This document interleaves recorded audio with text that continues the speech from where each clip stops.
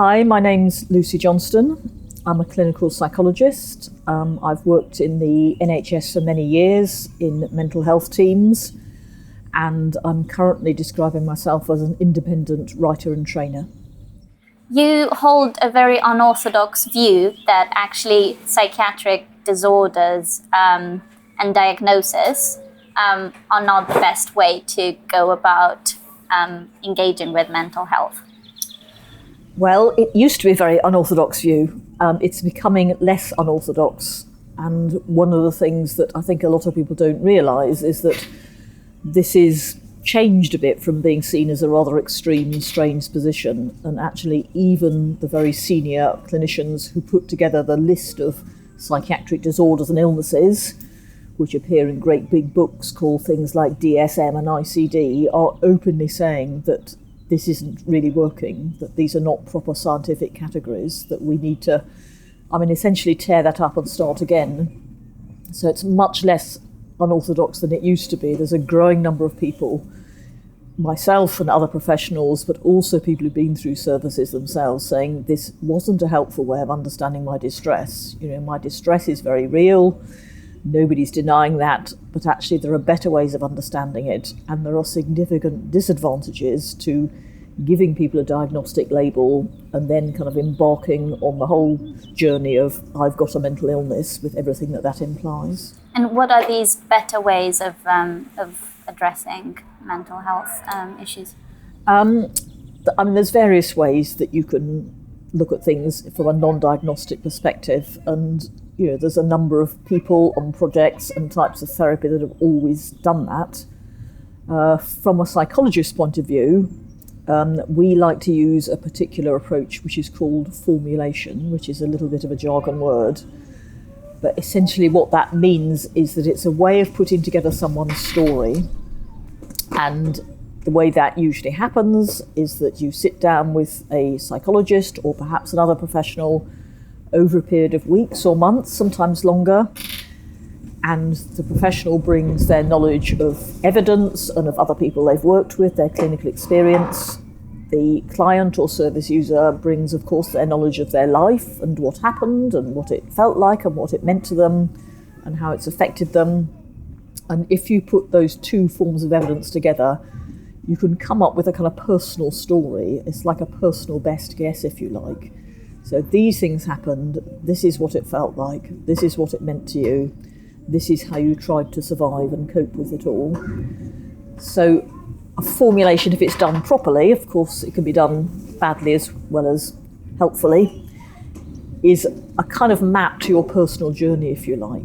So my argument and the argument of a lot of psychologists would be that diagnosis doesn't really suggest a way forward, but a formulation can suggest a very personal way forward that makes sense of your experiences and your story and leads to quite a personal plan about what is likely to be helpful for you.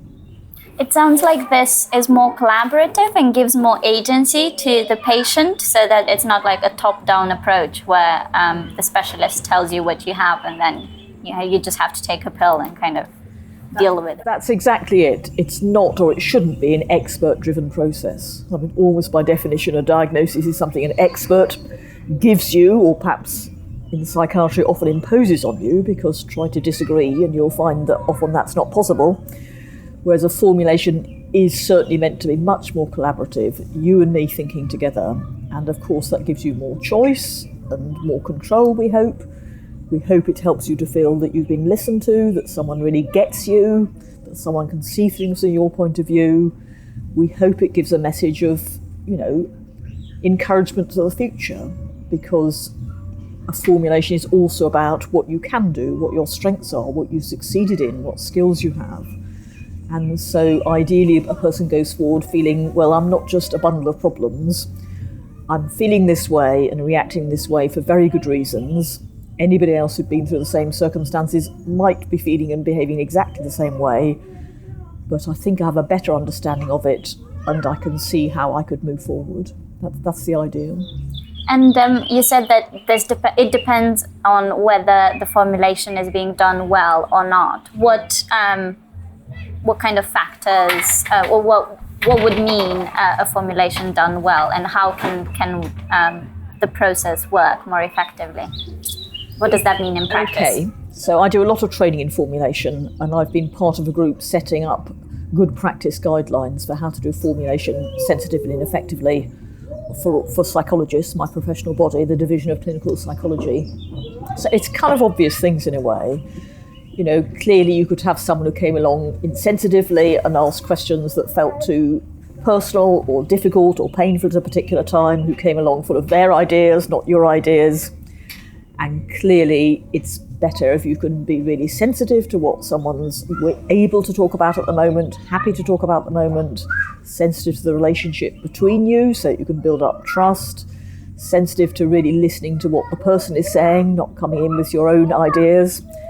And the idea of a formulation is that it's always open to change, so sensitive to being able to say, this is only my guess or our guess. Have we got it right? Do we need to alter it? Do we need to revisit it? And the guiding person in that has to be the person themselves. And is this borrowing a bit from psychoanalysis? I guess it's borrowing from therapies in general, not particularly psychoanalysis, but all therapies in a way are engaged in the process of trying to make sense out of someone's story. So formulation can be part of almost any therapeutic approach, whether it's CBT or systemic approaches or, I suppose, psychoanalytic approaches.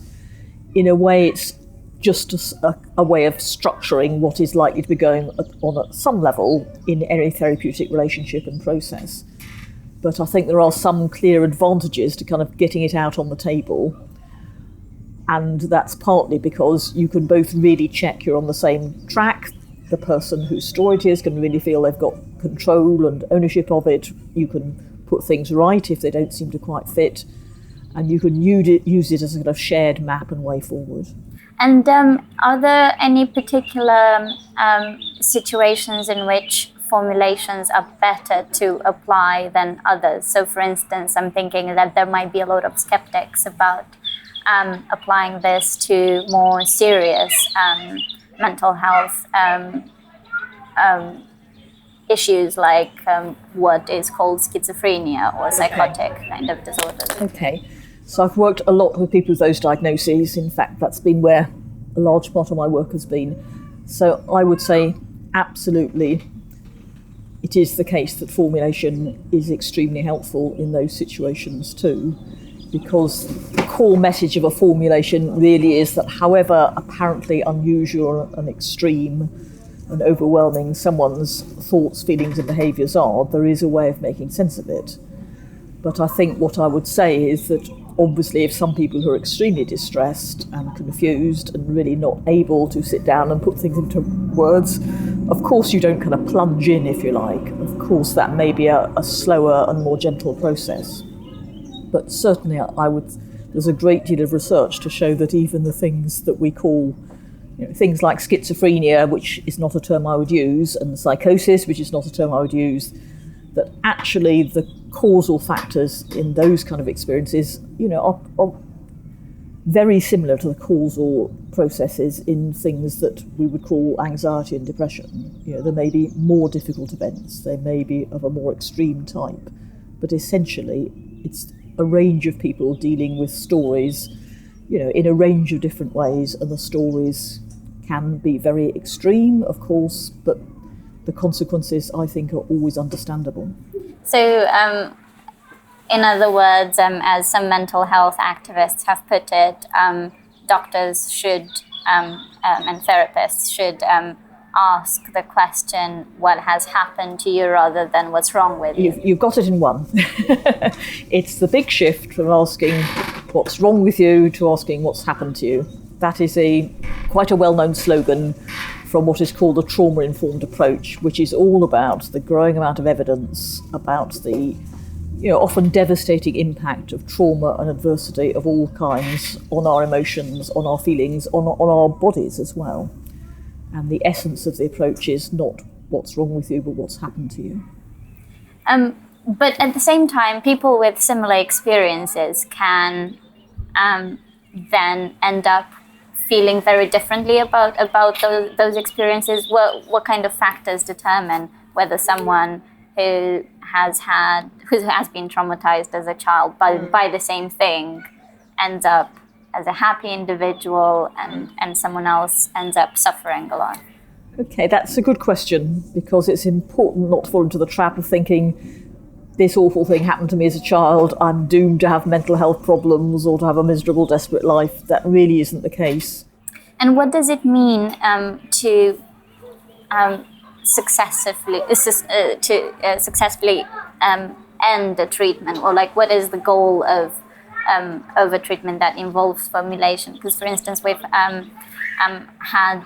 other therapists with whom we've talked here who were saying that a lot of psychiatrists think that the end goal of the treatment is to get rid of the symptoms, but actually a lot of patients report that what they want is to feel valued in society, and even if that means hearing voices still stays with them, it's not a problem as long as they feel valued. That's true. If you have a medical approach, then almost by definition you're saying treatment ideally leads to cure, which means no symptoms, and I wouldn't use any of those words actually, treatment, cure or symptom. If this is about coming to terms with difficult life events, then again this is kind of common sense. We all know there are things that you never get over, in the sense of forgetting about them and then having no impact on you, but you can reach a point where it's not dominating your life and where you're living a full and fulfilling and a life which you feel is meaningful, and you have friends and perhaps family, and your life is continuing. It hasn't got stuck at the point at which the difficult things happened. And for some people, for quite a few people, that may mean continuing to have what in psychiatric terms are called symptoms. So you may, for example, continue to hear voices. But one of the things that can happen, and I know a number of people who would confirm this, you may have talked to them as well, it might be the case that the voices turn from being hostile and abusive and overwhelming to actually being supportive. And actually you can build a different relationship with your voices in such a way that they become a valued part of you. So they don't vanish, but they can actually, be a new part of your identity in your life in a way that is allowing you still to live your life. How long does this therapy involving formulation normally take? And if there's a variety, what kind of lengths are we talking about? Okay, so I think, as I said, formulation could be part of a number of different therapies, and some of them are typically time limited, like CBT, some of them aren't. And I think I'd also like to say that formulation doesn't necessarily have to imply therapy. There's a whole lot of other ways. People may want to join self-help groups, may want to get more involved in their communities, may want to take up sport or exercise or art or, all sorts of ways people can move forward and heal. But some people will want to do therapy as part of that process. And, it's how long is a piece of string. But I think in general we are guilty in the health service of thinking, setting too narrow limits on it. You cannot say 16 sessions and that's it. For many people it'd be longer. For people who suffered the more severe forms of abuse and trauma, then you could easily be talking 2 years, 3 years, and that sounds a lot, but it's much more costly, costly in every sense, time, money, not to give people the help they want. That's the situation in which people can turn into long-term psychiatric patients. And you've just mentioned that in addition to therapy, formulations could work well with like taking art or sport or community work. So would this be just the formulation would be like a kind of a few sessions in which someone could work with the person who's struggling and then decide together that they should be taking up sport, for instance, or what exactly do you mean? How would the two work together outside the context of therapy? Okay, so I think sometimes formulation can be just a one-off and can be quite helpful. And before you've put together this map, you can't work out what the best way forward is going to be because the formulation is going to tell you. So it might be that if you've jointly put together a formulation, someone says, well, actually, I can see that at some point I might need to do some work on this, which is going to be quite painful, but at the moment I really, really am not up for it, and my life isn't in the right kind of stable state for me to do that work. So in the short term, I might like to do this, this and this instead. So that's one possibility. So, you know, ideally formulation is flexible enough to accommodate a whole range of things, you know, that may or may not include therapy. You've mentioned throughout the interview certain words that you don't really want to use that are associated with mental health or are part of our vocabulary at the moment surrounding mental health. I don't like the word mental health either. Really? Okay. So maybe you could run us through a series of terms that you think are wrong and propose alternatives for each of them.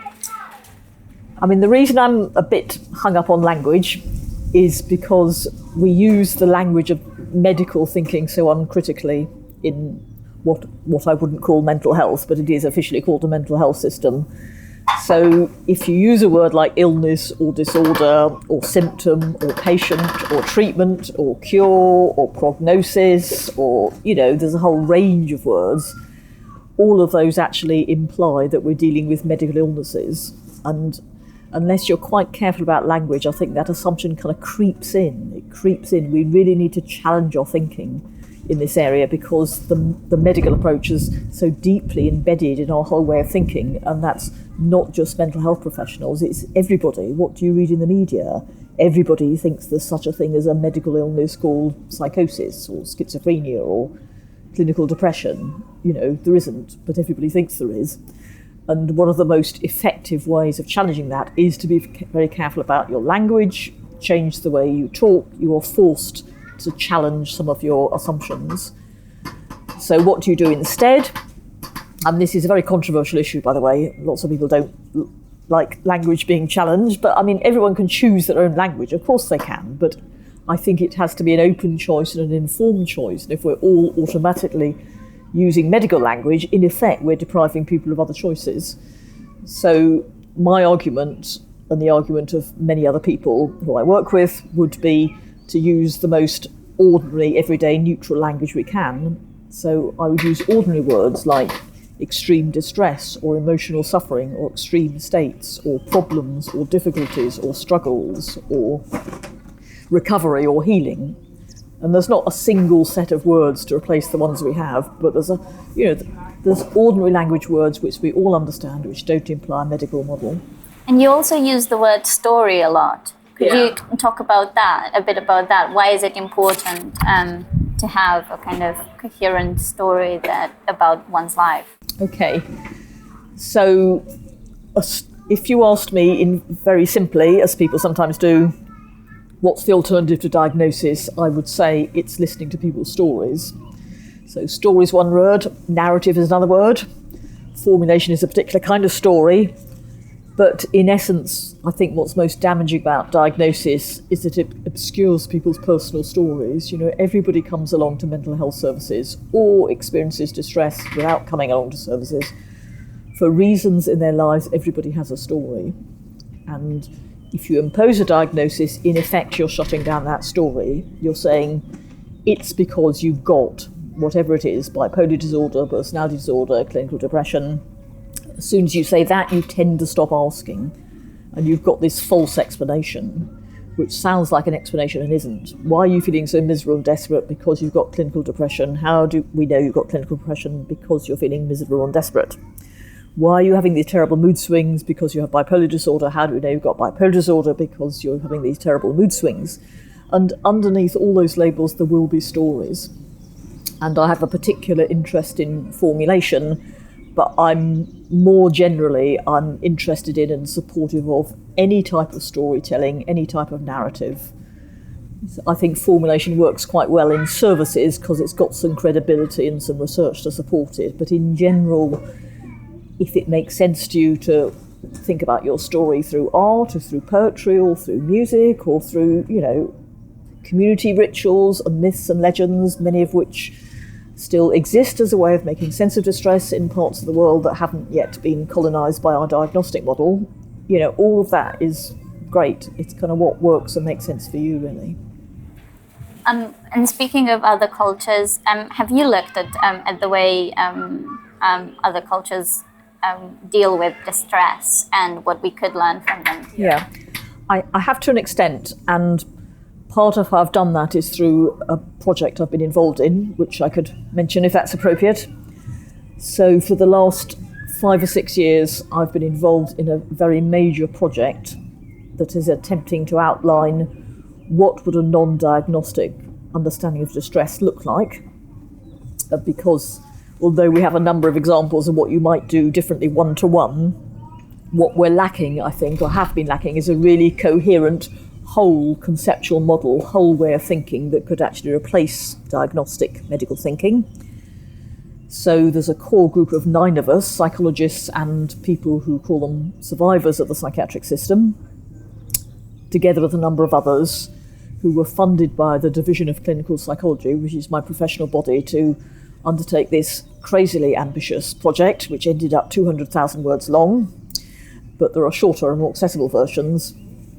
And in essence, it's called the Power Threat Meaning Framework. So if you Google Power Threat Meaning Framework and British Psychological Society, you'll find all the resources, the documents, videos, short versions, whatever else you might be interested in.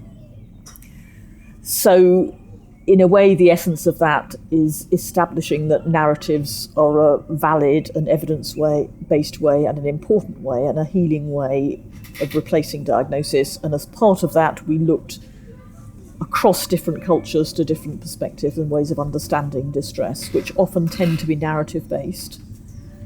And I had the privilege, for example, of sharing the framework with people from some very different cultures recently, specifically from Maori culture in New Zealand. And one of the things that was, this was a one-off workshop. There's a lot more thinking to do, but one of the things that was very rewarding about that was to find that actually from a Maori perspective, which of course is culturally very different, very alien to me, stories are important. And although we were actually using different terms and different language in some ways, we were saying very similar things. There were, at a fundamental level, there were commonalities, and it felt like a real bridging point, really, in that all human beings make meaning of their experience. We're all storytellers. And in terms of the power threat meaning framework, we all face the impact of power in our lives. We all experience that at times as threatening. We all try to make meaning of it, and we all try to survive all that by using what we have called in the framework threat responses, which is kind of roughly equivalent to what in psychiatric terms you'd call symptoms.